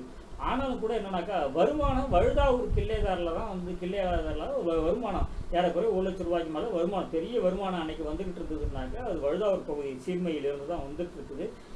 அதுக்கு ஒரு களமாக இந்த வழுதாவூர் கோட்டை இருந்திருக்குதுங்கிற காரணத்தால் நாங்கள் வழுதாவூரை விட்டு கொடுத்துறோம், நீங்கள் சென்னை எங்களுக்கு கொடுங்க அப்படிங்கிறது கேட்கக்கூடிய இது. நம்ம மஹமத் கானை பற்றி நம்ம பேசணும் பாருங்கள். ராஜா தேசிங்குடைய உற்ற நண்பன் தோழன், அவங்க அப்பா சயீத் கான் தான் வந்து இந்த கோட்டையில் வந்து ஆட்சி நடத்திருக்கிறாரு. மஹமத் கான் பிறந்த இடம், அவன் வளர்ந்த இடம் தான் வந்து வழுதாவூர். அந்த வகையில் வரலாற்றில் வழுதாவூர் முக்கியமான ஒரு இடத்தை பிடித்திருக்கிறது. விழுப்புரத்துலேயும் கூட வந்து கோட்டை கொத்தளங்கள்லாம் இருந்திருக்குது. பிரெஞ்சுக்கு ஆதரவான ஒரு அரசாங்கம் தான் இங்கே வந்து இருந்திருக்கிறது. இப்போ நம்ம அந்த பிரெஞ்சுக்கும் பிரிட்டிஷாருக்கும் நடந்த போரில் விழுப்புரம் கோட்டை 1801 தரைமட்டமாக்கப்பட்டதாக ஆவணங்களாக நமக்கு வந்து சொல்லுது. அந்த போரில் பயன்படுத்தப்பட்ட 2 பேரகிகள், அதில் ஒன்று வந்து என்னன்னாக்கா இப்போ நம்ம பார்த்துட்டு இருக்கிறது விழுப்புரம் நகராட்சி பூங்காவில் இருக்குது. இன்னொரு பேரகி சென்னை அருங்காட்சியகத்தில் வந்து வைக்கப்பட்டிருக்கிறது. அந்த போருடைய நினைவு சாட்சிகளாக இந்த 2 பேரகிகள், பிரெஞ்சுக்காரர்களுக்கும் பிரிட்டிஷ்காரர்களுக்கும் நடந்த போருடைய சாட்சிகளாக நமக்கு இன்றைக்கி நின்று போய் இந்த 2 பேரகிகள். இது மட்டும் இல்லாமல் வந்து பெருமுக்கல், தியாகதுர்கம் போன்ற இடங்கள்லாம் கோட்டை கொத்தளங்கள்லாம் இருந்திருக்கிறது. ஆனாலும் கோட்டை கொத்தளங்களை பற்றிய குறிப்புகளை நாம் இம்மட்டோடு நாம் நிறுத்திக் கொள்கிறோம். விழுப்புரம் மாவட்டத்தை பற்றி எடுத்துக்கிட்டோம்னாக்கா பல்வேறு சமயங்களுக்கு இடம் கொடுத்து வருகின்ற பலத்த ஒரு மண்ணாகத்தான் வந்து இந்த விழுப்புரம் மண் இருந்திருக்கிறது. குறிப்பாக சமண சமயத்தை பற்றி நம்ம எடுத்துக்கிட்டோம்னாக்கா இப்போ நம்ம பார்க்கக்கூடிய சிறுகடம்பு, ஏற்கனவே நம்ம வந்து இங்கே ஒரு நிசிதிகை கல்வெட்டு நம்ம பார்த்தோம். இங்கே பார்த்தீங்கன்னாக்கா ஒரே பாறையில் வந்து 24 தீர்த்தங்கர சிற்பங்கள் வந்து செதுக்கப்பட்டிருக்கின்றன. ஒரு முக்கியமான ஒரு பகுதியாக சமணர்களுக்கு ஒரு முக்கியமான ஒரு தடயமாக ஒரு இடமாக வந்து இந்த திருநாகர் குன்று விளங்குகிறது. இது எங்கே இருக்குனாக்கா சிறுகலம்பூர் என்று சொல்லக்கூடிய செஞ்சிக்கு அருகில் இருக்கக்கூடிய ஒரு பகுதியாக வந்து இது விளங்குகிறது. அப்புறம் மேல்கூடலூர் விழுப்புரம் அருகிலே விழுப்புரத்து செஞ்சிக்கும் அருகே இருக்கக்கூடிய மேல்கூடலூர் இந்த பகுதியிலேயே வந்து பார்த்தீங்கன்னாக்கா கற்படுக்கைகள் நிறைந்த ஒரு குன்று இங்கே வந்து எண்ணாயிரம் மலைன்னு சொல்லிட்டு சொல்கிறாங்க. இங்கே ஏறக்குறைய ஒரு 35 அதிக எண்ணிக்கையிலான கற்படுக்கைகள் இந்த பகுதியில் தான் இருக்குது அப்படின்னு சொல்லிட்டு சொல்கிறாங்க. இது ஒரு சமண தடயம் மிகுந்த ஒரு பகுதியாக இருக்கின்றது. அப்புறம் திருநெருங்குன்றம் உளுந்தூர்பேட்டைக்கு பக்கத்தில் இருக்கக்கூடிய நம்ம ஏற்கனவே குந்தவை பேரேரியை பற்றி பேசணும் இல்லைங்களா, அதன் அருகில் இருக்கக்கூடிய இந்த ஒரு சமண ஆலயத்தை தான் நம்ம வந்து பார்க்குறோம். இது வந்து என்னன்னாக்கா விழுப்புரம் மாவட்டத்தில் மட்டுமல்லாமல் பல்வேறு பகுதியில் இருக்கக்கூடிய சமணர்களுக்கு ஒரு புண்ணிய தலமாக இருக்கக்கூடிய பகுதி தான் திருநெருங்குன்றம். இங்கே இருந்த வீர சங்கத்தை சேர்ந்த துறவிகள் தான் தமிழ்நாடு முழுக்க பல்வேறு பகுதிகளுக்கு போய் சமண மதத்தை பரப்பினார்கள் என்கிற கல்வெட்டு தகவல்களாக நமக்கு வந்து சொல்கின்றன. இது எல்லாவற்றையும் கூட முக்கிய தடயமாக இருப்பது மேல் சித்தாம்பூர்.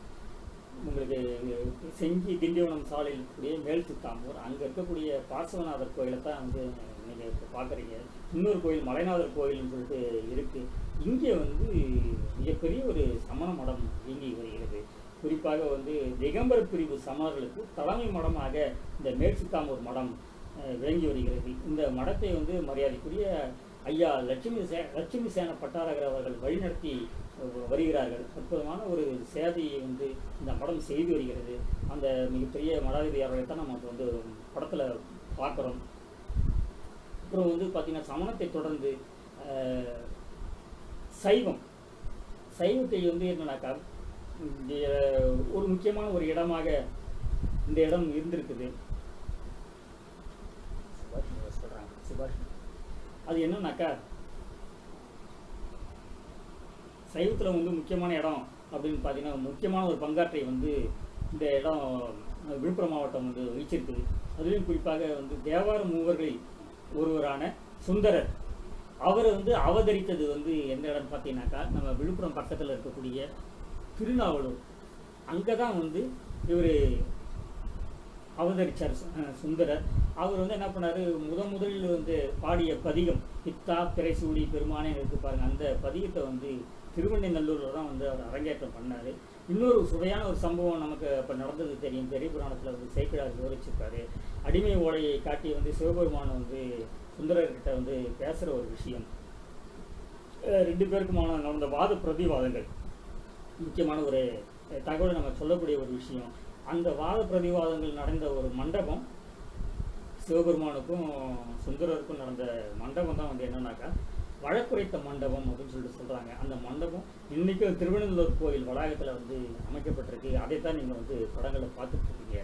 அது மட்டும் இல்லாமல் சைவ சித்தாந்தத்திற்கான அந்த தத்துவ விளக்கத்தினை எழுதின சிவஞான போதம், அந்த விளக்கத்தினை எழுதின மெய்கண்டார் அவர் எங்கே உரைகிறார்னு பார்த்தீங்கன்னாக்கா அதே திருவண்ணூரில் தான். அவர் உரைந்த அந்த பகுதியை தான் நம்ம வந்து அந்த இடத்த தான் பார்த்துட்ருக்குறோம். இப்படி வந்து பார்த்திங்கன்னா மாவட்டம் முழுக்க ஏற்கனவே சோழ சின்னங்கள்லாம் பார்த்தோம் பாருங்கள், நிறைய இடங்கள் சைவ கோயில்கள் அது வந்து விழுப்புரம் மாவட்டம் முழுக்கவே நிறைவேறிக்கிறது. இது மட்டும் இல்லாமல் வைணவத்துடைய தடயங்கள் வந்து இந்த மாவட்டம் முழுக்க இருக்குது. இதுக்கு உதாரணமாக சிங்கவரத்தில் இருக்கக்கூடிய பல்லவர் கால குடைவரையை வந்து நம்ம வந்து பார்க்கலாம். சிங்கவரம், அப்புறம் வந்து பார்த்திங்கனாக்கா செஞ்சிக்கோட்டை வளாகத்தில் இருக்கிற வெங்கட்ரமணர் கோயில், அப்புறம் திருக்கோவிலூர் இருக்கிற உலகளந்த பெருமாள் கோயில், இதெல்லாம் நம்ம வந்து பார்க்கலாம். அப்புறம் இந்த மாவட்டத்தோடு தொடர்புடைய ஒரு பண்பாட்டு விஷயத்தையும் நான் வந்து இங்கே நான் வந்து சொல்லியாகணும். பாரத கதை நம்ம பார்ப்போம். பல்லவர் காலத்தில் வந்து அது மிகவும் வந்து நிறைய அதுக்கான விஷயங்கள்லாம் வந்து உதவிகள்லாம் கூட வழங்கப்பட்டிருக்குன்னு சொல்லிட்டு பாரதம் படிப்பதற்கு வழங்கப்பட்டிருக்குன்னு சொல்லிட்டு சொல்லுவோம். அந்த பாரத கதையை வைத்து என்னன்னாக்க தெருக்கூத்துகள் நடந்துகிட்ருக்கு. அதுக்கு முன்னாடி வந்து திரௌபதி அம்மன் வழிபாடும் கூட வந்து பல்லவர் காலம், அதுக்கப்புறம் நாயக்க மன்னர் காலத்தில் வந்து திரௌபதி அம்மனுடைய வழிபாடு வந்து ரொம்ப எழுச்சி பெற்ற வழிபாடு. இப்போ நம்ம பார்க்குறது மேலச்சேரியில் கூட இருக்கக்கூடிய திரௌபதி அம்மன் கோயிலை தான் வந்து பார்க்குறோம். இது தொடர்பாக வந்து ஹில்த் பெய்டல் அப்படிங்கிற ஒரு ஆய்வாளர் வந்து என்ன பண்ணுறாரு, வாஷிங்டன் பல்கலைக்கழக பேராசிரியர் மிகவும் ஒரு 12 ஆண்டு காலம் வந்து திரௌபதி அம்மன் வழிபாடு தமிழ்நாட்டில் இருந்து போய் ஆய்வு பண்ணப்போ இந்த மேலச்சேரி கோயிலில் தான் வந்து தென்னிந்தியாவில் இருக்கக்கூடிய திரௌபதி அம்மன் கோயிலோட மூலக்கோயில் மூல ஊற்று அப்படின்னு சொல்லிட்டு அவர் பதிவு பண்ணியிருக்கிறாரு. இந்த திரௌபதி அம்மன் பாரத கதையோடு தொடர்பு தான் தெருக்கூத்து. இந்த தெருக்கூத்து வந்து என்னன்னாக்கா விழுப்புரம் மாவட்டத்தில் கடலூர் மாவட்டத்தில் ரொம்ப தொன்மையான ஒரு கலை வடிவமாக இன்றும் கூட நடத்தப்பட்டு வருகிறது. நம்ம பார்க்குறோம். தெருக்கூத்து, பாரத கதை, அப்புறம் பார்த்தீங்கன்னாக்கா கூவாகம் திருவிழா இருக்குது பாருங்கள். அங்கே இருக்க கூத்தாண்டவர் கோயில் திருவிழா, அதுவும் பாரத கதை பின்புலமாக வைத்து நடக்கக்கூடிய ஒரு விஷயம்தான் கூவாகம் கோயிலில் வந்து பார்க்குறோம். அப்புறம் வரலாற்றில் பரிபாடல் போன்ற இலக்கியங்களை பார்ப்போம். தை நீராடல் அப்படின்னு சொல்லிட்டு ஒரு விஷயத்தை பார்ப்போம். அந்த தை நீராடல் எங்கே நடக்குதுனாக்கா எங்கேயும் நடக்கிற மாதிரி தெரியல. தமிழ்நாட்டில் விழுப்புரம் மாவட்டத்தில் ஆண்டுதோறும் பொங்கல் விழாவினை ஒட்டி நடத்தக்கூடிய ஒரு விழாவாக ஆற்று திருவிழா நடக்குது. வழக்கமாக வந்து சாமி கும்பிட நாம தான் கோயிலுக்கு சாமியை தேடி போவோம். ஆனால் இந்த ஆற்று திருவிழா அப்போ வந்து தீர்த்த வரைக்காய் சாமியை நம்மளை தேடிட்டு வருவாங்க. மக்கள் வந்து ஒன்று கூடுவார்கள். அந்த ஒரு பண்பாட்டை விளக்கக்கூடிய ஒரு விஷயமாக இந்த ஆற்று திருவிழா ஆண்டுதோறும் வந்து நடத்தப்பட்டு வருகிறது. முக்கியமான ஒரு பண்பாட்டு தடயமாக நம்ம வந்து இந்த ஆற்று திருவிழா பார்க்குறோம். அப்புறம் இங்கே இருக்கக்கூடிய மரக்காணத்தில் இருக்கக்கூடிய உப்பளம், அதனை ஒட்டி இருக்கக்கூடிய கழிவடி பகுதியெல்லாம் வந்து முக்கியமான ஒரு வரலாற்று சின்னமாக இருக்கக்கூடிய விஷயங்கள். இப்போ வரலாற்று தடயங்களை பற்றி பேசணும். இப்போ நேரம் ஆயிடுச்சு இல்லைங்களா? இப்போ 1 மணி நேரம் ஆயிடுச்சு. உங்களுடைய நேரத்தை இன்னும் நான் வந்து எடுத்துக்கிட்டு விரும்பலை, காலம் கடத்த விரும்பலை. சுருக்கமாக முடிச்சிடலாம். நமக்கான ஒரு வரலாற்று தேவை இருக்கிறது. நம்ம என்னென்ன இவ்வளோ வரலாற்று விஷயம் சொன்னீங்க, தரவுகளை சொன்னீங்க, இன்னும் என்ன தேவை இருக்குது அப்படின்னு சொல்லிட்டு கேட்கலாம். இருக்குதுங்க, நமக்கான வரலாற்று தேவை இருக்கிறது. அது என்னென்னா அருங்காட்சியகம். இவ்வளோ விஷயத்தையும் பாதுகாப்பதற்கு ஒரு இடத்துல வந்து எடுத்து வந்து வைக்கிறதுக்கு, நமக்கு மட்டுமல்ல வருங்கால தலைமுறையினருக்கு வந்து அதையும் சொல்கிறதுக்கு இங்கே நமக்கு தேவை வந்து அருங்காட்சியகம். அந்த அருங்காட்சியகம் வந்து எங்கே இருக்கான்னு பார்த்தீங்கன்னா விழுப்புரம் மாவட்டத்தில் இல்லை. கடந்த காலங்களில் அதற்கான முயற்சிகள்லாம் எடுத்தோம். ஐயா கொடுமுடி சண்முகனாரை பற்றி நம்ம இந்த இடத்துல வந்து நம்ம வந்து பார்த்தாகணும். அவர் வந்து பொதுப்பணித்துறை செயற்பொறியாளராக விழுப்புரத்தில் இருந்த பொழுது விழுப்புரம் மற்றும் திண்டிவனம் பொதுப்பணித்துறை அலுவலக வளாகங்களில் வந்து ஒரு அருங்காட்சியகம் அமைச்சார். அரும்பாடுபட்டு பல்வேறு இடங்களில் இருந்து எடுத்து வரக்கூடிய சிற்பங்கள், நடுகர்கள்லாம் வந்து எடுத்துன்னு வந்து வச்சார். அந்த அருங்காட்சியங்களை தான் இப்போ நம்ம வந்து பார்த்துட்டு இருக்கிறோம். அதுக்கப்புறம் 2005ஆம் ஆண்டு மாவட்ட ஆட்சியராக இருந்த பாலச்சந்திரன் தீவிர முயற்சி எடுத்தாங்க. இதுக்கான முயற்சி எடுத்தாங்க. நாமும் வந்து அப்போ கூட வந்து நிறைய பணிகள்லாம் நம்ம வந்து செஞ்சிட்டு இருந்தோம். அதே காலகட்டத்தில் வந்து பார்த்தீங்கன்னா அப்போ அமைச்சராக இருந்தார் மாண்புமிகு ஐயா சி.வி. சண்முகம் கூட வந்து விழுப்புரத்தில் அருங்காட்சியகம் அமைக்கப்படும் உறுதிமொழி கூட 2005ஆம் ஆண்டில் வந்து கொடுத்தாங்க. அந்த பத்திரிகை செய்தி தான் நீங்கள் பார்த்துட்ருக்கீங்க. ஆனால் அந்த முயற்சிகள்லாம் வந்து முற்று பெறவில்லை, பாதியிலே நின்றுச்சு. அதுக்கப்புறம் 2018 வந்து நம்ம என்ன பண்ணோம், இதுக்காக ஒரு நூல் வெளியிட்டோம். அருங்காட்சியகம் அவசியமும் நூல் வந்து நாம் வெளியிட்டோம். அந்த ஆண்டு வந்து எனக்கு விழுப்புரம் மாவட்டம் 25வது ஆண்டை கொண்டாடுகிறதுங்கிறதுனால அதை முன்னிட்டு ஒரு கையெழுத்து இயக்கம், அருங்காட்சியகத்தை அவசியத்தை வரைக்கும் ஒரு கையெழுத்து இயக்கத்தை நம்ம பொதுமக்கள் நடத்துகிறோம். அந்த கையெழுத்து இயக்கத்தை தொடர்ந்து பெறப்பட்ட கையெழுத்துக்கள்லாம் மாண்புமிகு தொழில்துறை அமைச்சர், அப்புறம் தொழில்துறை ஆணையர், அருங்காட்சியகத்துறை இயக்குனர் போன்றவற்றால் அந்த மனுக்களை வந்து நம்ம வந்து கொடுத்துருக்குறோம். இது மட்டும் இல்லாமல் வந்து இந்த அவசியத்தை வலியுறுத்தி அருங்காட்சியகம் அவசியம் மக்கள் மத்தியில் வந்து ஒரு தெருமுனை கூட்டங்களை வந்து நடத்திருக்கிறோம். ஒரு கட்டத்துக்கு மேலே போனது கண்டன ஆர்ப்பாட்டம் கூட நம்ம வந்து நடத்திட்டோம். ஆனால் இன்னும் கூட வந்து என்னன்னாக்கா நமக்கு அருங்காட்சியகம்ங்கிறது வராமல் இருக்குது. அது என்ன காரணம்னு தெரியல. பாரதி பாடினால என்று தனியும் எங்களுடைய சுதந்திர தாகம் அந்த மாதிரி நாங்கள் கூட விழுப்புரம் மாவட்டத்தில் இருக்கவும் கூட என்னன்னாக்கா என்று தனியும் எங்களுடைய வரலாற்று தாகம் என்ற தாகத்தில் இருக்கும். ஏன்னா ஒரு காலம் இருக்குது சொல்லிட்டு நான் இதை நான் முடிச்சுட்டேன். நான் இப்போ வரலாற்று சின்னங்கள் பார்த்தீங்கன்னாக்கா நம்ம பல இடங்கள் சொன்னோம். குறிப்பாக கொத்தமங்கலம் பகுதியிலும் பரிக்கல் நத்தத்திலையும் இப்போ பரிக்கல் நத்தம் படத்தை பார்த்துட்டு இருக்கீங்க. ஏராளமான முதுமக்கள் தாழிகள் முழுமையாக இருக்குது அந்த இடத்துல. அந்த வரலாற்று தடையில் இருக்கக்கூடிய பகுதி பார்த்தீங்கன்னாக்கா தனியார் ரியல் எஸ்டேட்டுக்கு அந்த இடம் கொடுக்கப்பட்டிருக்குது. அந்த தூண்களை தான் வந்து பார்த்துருக்கீங்க. எப்படி அந்த வரலாற்று சின்னங்கள் கொண்ட பகுதி அந்த அளவுக்கு தனியாருக்கு கொடுத்தாங்க, வருவாய்த்துறை எப்படி பட்டா போட்டு கொடுத்தாங்கன்னே வந்து தெரியல. அதே மாதிரி கொத்தமங்கலம் விழுப்புரம் பக்கத்தில் இருக்கிற மன்னிக்கணும் மேட்டுப்பாளையம் அந்த பகுதியில் பார்த்தீங்கன்னா மிகப்பெரிய ஒரு மேம்பாலம் தென்பண்ணையாற்றுக்கு குறிக்க கட்டப்பட்டிருக்கு. இதுக்கு கீழே தான் முதுமக்கள் தாழிகள் உள்ளிட்ட பல்வேறு தடயங்கள் இருக்குது. இந்த மேம்பாலம் போடும் பணிக்காக என்ன பண்ணிருக்காங்கன்னா நிறைய தடயங்களை சிதைச்சிருக்கிறாங்க. இது ஒரு வரலாற்று சோகம் தான் வந்து சொல்லணும். இது மட்டும் இல்லாமல் திருவக்கரை கல்மரங்களை பற்றி ஏற்கனவே சொன்ன பாருங்க. இதை வந்து திருச்சி சென்னை தேசிய நெடுஞ்சாலையில் கொட்டி வச்சிருக்கிறாங்க. இந்த கல்மரத்தை எடுத்துன்னு வந்து அங்கே இருக்க செம்மண் குவாரிகள், திருவக்கரை பகுதியில் இருக்கக்கூடிய செம்மண் குவாரியிலிருந்து கொண்டு வரப்பட்ட கல்மர துண்டு தான் நெடுஞ்சாலை ஓரத்திலும் ரயில் பாதை ஓரங்களிலும் வந்து பட்டப்பட்டு. இதெல்லாம் மிகப்பெரிய ஒரு என்ன, நமக்கு வரலாற்று சின்னங்களை எப்படி நம்ம பாதுகாக்கின்ற ஒரு விழிப்புணர்வு குறைந்தபட்ச அறிவு கூட நமக்கு இல்லையான்னு நமக்கு கேட்க தோணுது. நம்ம மனசுலாம் பதைக்கிறது. இதையெல்லாம் தடுத்து நிறுத்தணும்னாக்கா இதையெல்லாம் மக்கள் மத்தியில் கொண்டு செல்லப்பட வேண்டும் என்றால் கண்டிப்பாக அருங்காட்சியகம் தேவை. அந்த தேவை எப்போது நமக்கு நிறைவேறும் என்று தெரியவில்லை. நம்முடைய பயணத்தை தொடர்ந்து கொண்டிருக்கிறோம். நண்பர்களே, விழுப்புரம் மாவட்டத்தில் இருக்கக்கூடிய வரலாற்று தடயங்களும் நம்முடைய தேவையும் ஓரளவுக்கு நான் வந்து விவரித்தாக கருதுகிறேன். காலம் கடந்து விட்டது. மீண்டும் ஒரு முறை எனக்கு வாய்ப்புகள் கிடைத்தால் உங்களை சந்திக்கின்றேன். இந்த ஒரு அரிய சந்தர்ப்பத்தை ஏற்படுத்தி கொடுத்த தமிழ் மரபு அறக்கட்டளைக்கு என்னுடைய மனமார்ந்த நன்றிகளை தெரிவித்து விடைபெறுகிறேன். நன்றி, வணக்கம்.